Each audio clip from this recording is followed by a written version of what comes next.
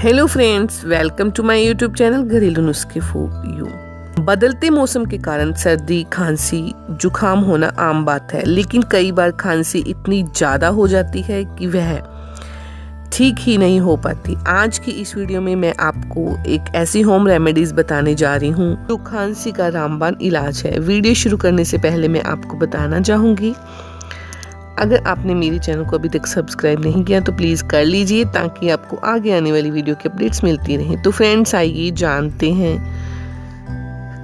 खांसी का इलाज। आयुर्वेद में हल्दी को एक दिव्य औषधि माना गया है। इस औषधि का उपयोग हम खांसी ठीक करने के लिए भी कर सकते हैं।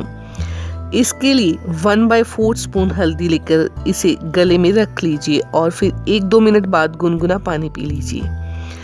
ऐसा करने पर गले का इन्फेक्शन दूर हो जाता है। अगर आप 1/4 स्पून हल्दी गले में नहीं रख सकते तो आप एक चुटकी करके भी गले में रख सकते हैं। ऐसा करने पर भी गले का इन्फेक्शन दूर होना शुरू हो जाता है।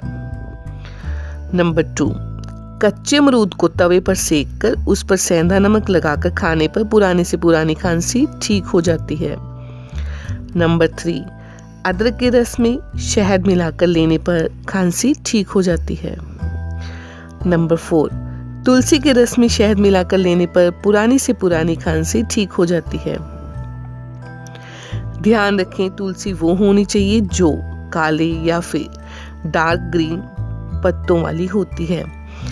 इसे श्यामा तुलसी के नाम से जाना जाता है। इसके पत्तों में राम तुलसी से ज़्यादा असर होता है।